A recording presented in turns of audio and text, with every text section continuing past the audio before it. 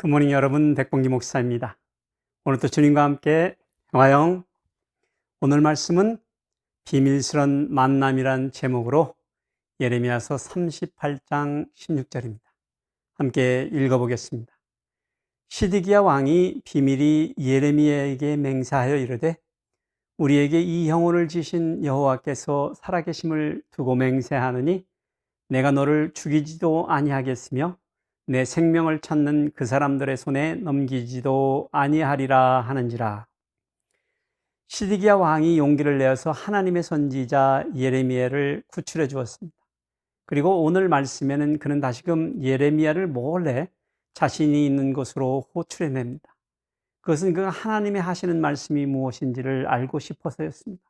참으로 신기한 사람입니다. 아직까지 하나님이 하시는 말씀대로 행한 적이 한 번도 없는 것 같은데 왜 자신의 체면이나 권력을 리스크하면서까지 아마도 사람들이 무당을 찾아가 물어보는 심리와 같지 않을까 생각이 되어집니다.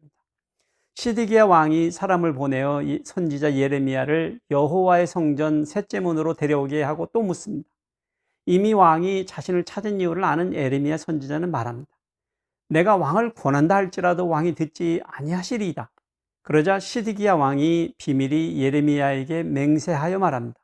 우리에게 이 형언을 지으신 여호와께서 살아계심을 두고 맹세하노니 내가 너를 죽이지도 아니하겠으며 내 생명을 찾는 그 사람들의 손에 넘기지도 아니하리라. 시드기야 왕이 한 말을 잘 들어보시면 예레미야가 하는 말대로 행하겠다고 하는 말은 하지 않고 예레미야를 죽이지는 않겠다라고 살려주겠다는 말만 하는 것입니다. 예레미야는 다시 앵무새처럼 하나님의 말씀을 선포합니다.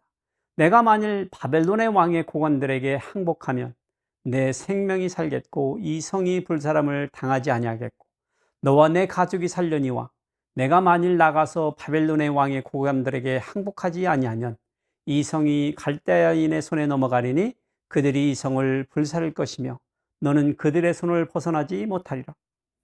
무당집을 찾아가는 사람들은 이렇게 말하죠. 믿지 않아요. 그냥 궁금해서 재밌지 않아요. 그런데 그들은 하나같이 내면에 알지 못하는 미래에 대한 공포나 두려움에 사로잡혀 있는 사람들입니다.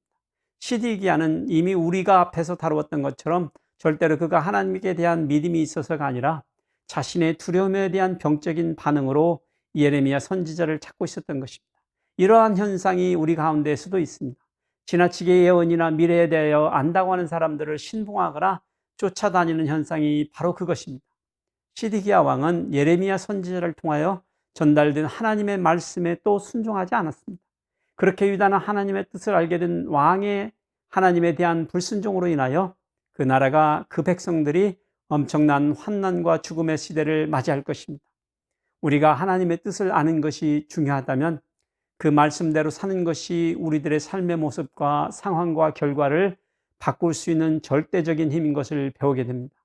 오늘날 능력을 잃어버린 신앙의 공동체가 있다면 그것은 분명 하나님의 뜻을 몰라서가 아니라 그 하나님의 뜻대로 순종하는 사람들이 부족해서 생기는 문제일 것입니다. 여러분, 오늘 하루를 사시면서 매 순간 내리시는 결정들이 과연 하나님의 뜻에 부합된 것인지를 고민하는 순간들을 만들어 가시기를 도전합니다.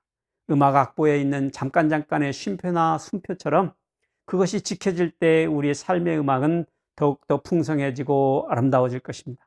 그럼 여러분 오늘도 주님과 함께 행화영 하시기를 축복합니다. 행화영.